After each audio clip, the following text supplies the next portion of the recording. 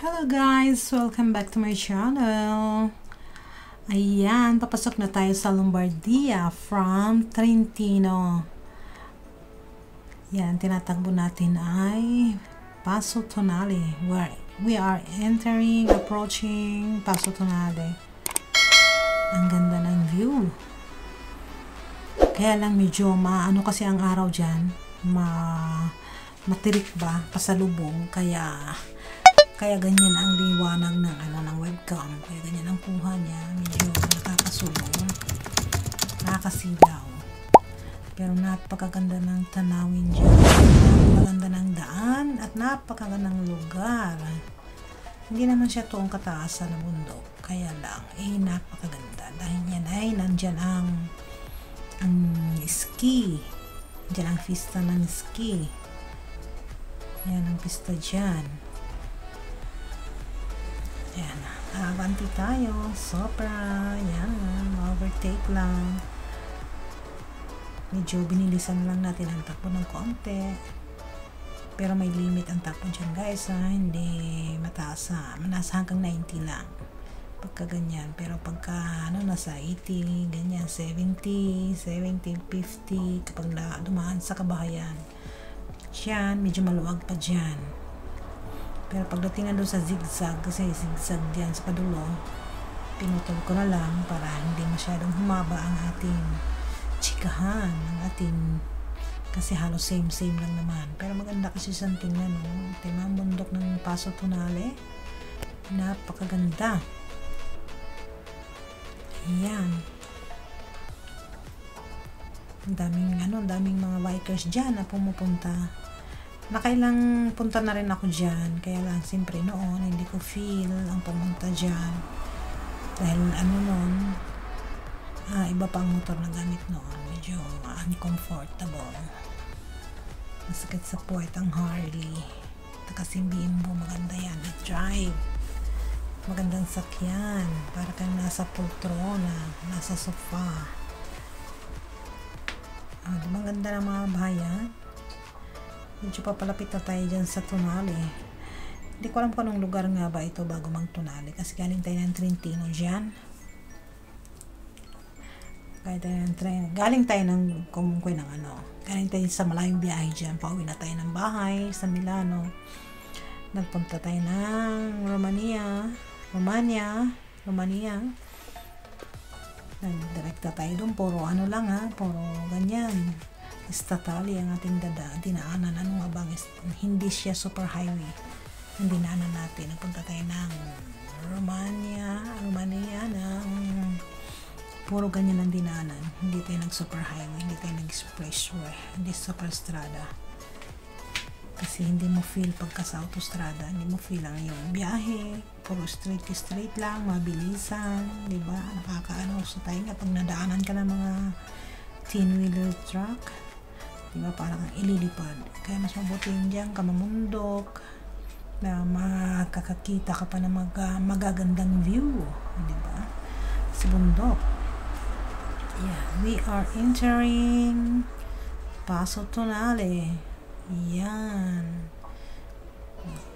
Tapos makikita nyo dyan yung mga sky cable. Ang dami dyan. Yung mga sinasakyan ng mga nag-i-ski pabundok dyan sa Passo Tonale. Yan, Passo Tonale na yung niya, billboard niya, ang kartelo, ang signboard, Passo Tonale, welcome. Anyway, galing tayo ng Romania, tapos bago mag-Romania muna, nag-stay tayo ng freeway ng ilang araw. And then, tumakbo tayo. Punta tayo ng Slovenia. Dumaan tayo maghapon. Dinaanan natin Slovenia. Tapos, tumigil tayo ng Hungary na mga alas 5. Naghanap na tayo ng matutulugan. Campeggio. Camping tayo doon isang gabi. Natulog tayo sa Hungary. Hungary dahil hindi kayang idiretsyon ng maghapon sa Romania at mataga malayo 1,000 600 kilometers malayo. So, tigil muna tayo ng isang gabi sa Hungary. Tapos kinamagahan, mga alas 8, takbo na ulit, diretso ng Hungary. Tapos pagdating ng Hungary, unang ano pa lang, pagkalampas pa lang ng border, naghanap na tayo ng camping at hapon na, alas 5, tapos nagsimula na rin umulan doon. Kaya tayo ay tumigil muna doon. Umulan kami sa Transylvania na agad tayo noon, sa probinsya ng Transylvania. Then, natulong tayo isang gabi doon sa Oradea. Pagkatapos, gising umaga, takbo na uli. Ang direksyon ay punta naman sa bahay ni Dracula sa Bran, Transylvania, sa lugar ni Dracula sa Kastilyo. Maghapon na ulit na takbo dahil ilang kilometro yun. So pagdating doon, tulog tayo ng isang gabi, hanap ulit ng mumurahing bed and breakfast. Then sa Romania ay hindi naman mahal ang mga doon. Hindi mahal ang bilihin doon. Ang pera doon ay maliit lang din, parang Pilipinas, kumbaga.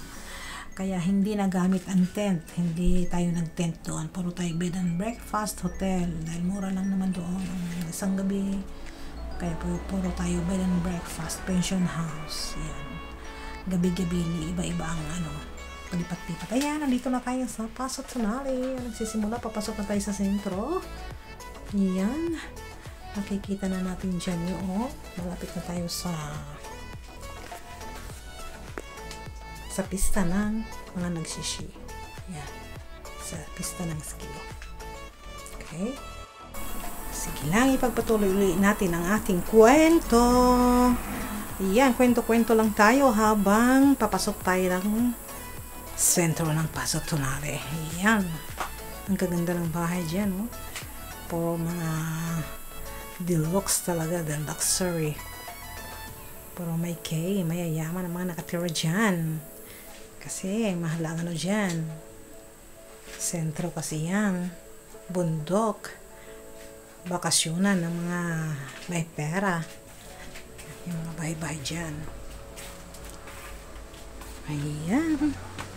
Welcome. Paso Tonale.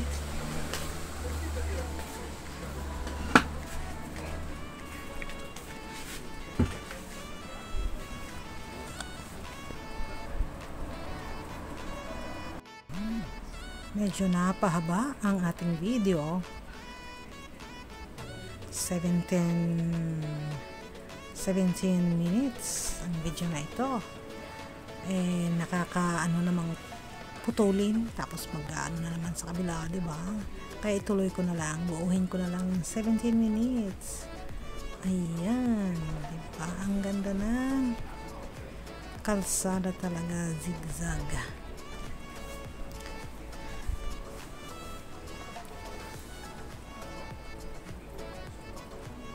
Maganda siya kasi may mga guardrail.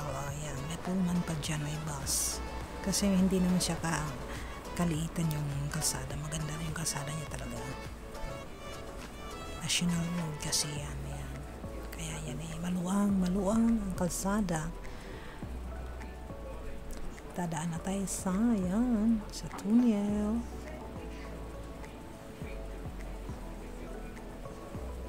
Ang sarap lang magbiyahe kapag ganyang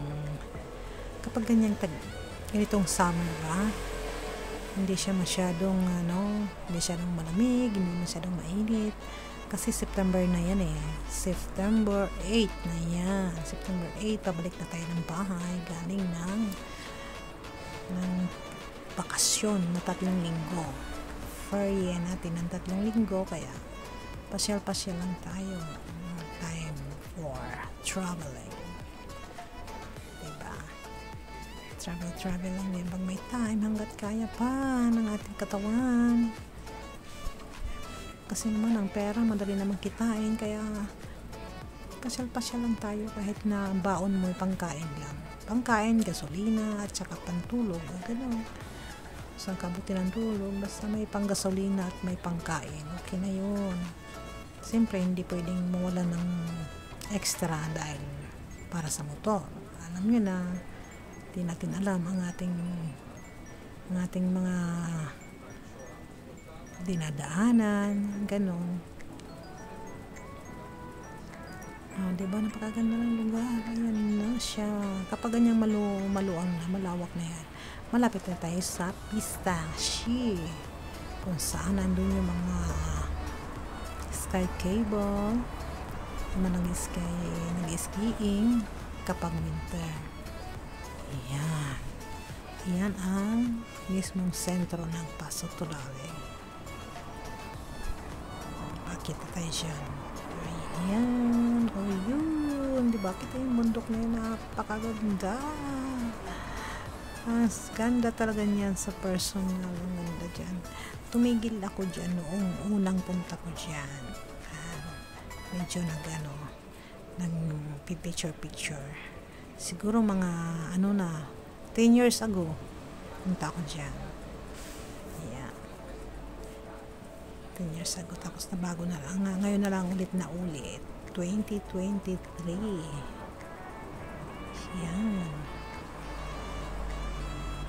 Diba ang ganda ng kabahayan? Diyos ka. Ay, na mga social naman yan. Inday. Sama lang tayo dyan kapag kasama ng mga amo siguro. Pero ako kasi hindi ako nakakasama sa amo pag bakasyon dahil part-timer ang lola ninyo. Yan, diba? Binagalan ko ng konti dyan kasi parang manamnam naman yung daan. Pero hindi tayo tumigil. Diretso lang. Yan ang kanilang monumento. Ayun, yung muntok na yun. Dyan, yung mga naglalaro yung mga bata. Pagka may ice dyan, skiing sila dyan. Tsaka dito sa kabilang side, sa left side, kaliwat kanan dyan. Kapag winter, puti lahat yan. Dyan, ayan, dyan ako tumigil yun. Sa kaliwang yaon, may tindahan. Doon ako nagkakape noong araw. Ngayon hindi tayo tumigil, dire-diretso lang. At siyempre maraming tukso na naman dyan bilihin. Wala naman tayong pembili. Kaya daan-daan lang. Ayan na siya, pababa na tayo. Galing tayo ng tok-tok, yan pababa na. So dyan madaanan na natin yung mga nagsisimula na yung sky cable from baba. Yung galing sa Ponte de Leño, diretso dyan sa Paso Tulare sa taas. Pababa naman tayo sa Ponte de Leño. Pababa ng pababa rito. Ayan. Medyo pabilis-bilis na yan. Pababa. Ayan. Sa baba na yun. Yung sa kanan na yun ay ayan. Diyan na yung mga sky cable. Diyan paakyat. Marami dyan. Taas pababa. Meron. Dadaanan natin. Ayun tapos siya paakyat sa taas, paakyat at baba, sky cable. Nakasakay na rin ako niyan. Yan, dyan sa bundok.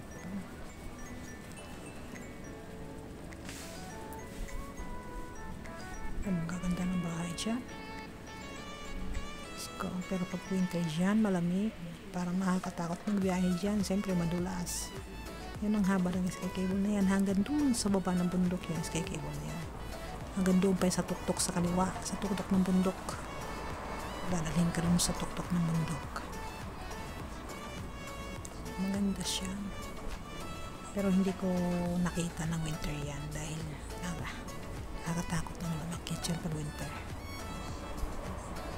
Lalo na pag nakamotor. Ay, Diyos ko. Titigil lang ako ng bahay. Hindi ako alis. At kapag winter ay nakaranas na rin akong madulas. Natumba at magpagalang-galang. Marami na rin karanasan ng lola. Ayun, doon sa tuktok ng bundok na yun. Hanggang doon pa yung yung sky cable. Diretso doon. Hanggang doon sa baba pa na yun. Ayun, may sky cable na yung madadaanan. Makikita mo. Sa kaliwang side. Diretso yan. Kasi yung iba dyan yung galing sa baba. hindi na sila sumasakay na pullman, doon na lang sila sumasakay sa sky cable para dalhin sa taas, kasi nga pagka may ice dyan, may snow, mas gusto nilang umakyat na lang dyan sa bundok kung sasakay sa sky cable para nga naman sigurado hindi ka naman pa mahirapan mag-akyat siya na nagda-drive. Ayun, may sky cable dami nila dyan. Ang ganda lang. Para lang silang mga helicopter sa taas. Ang gagandang tingnan. Pag tatawid mo sa zigzag, sila naman dire-diretso. Pag ikaw ay nasa zigzag. Pababa na tayo. Pagbaba natin ay Ponte de Leño naman. At nag-iisip. Yun lang guys. Watch out for my next video. Thanks for watching. Hope you enjoy my video. Marami pang magagandang view ang ating ipopost from Romania at Hungary. Thank you.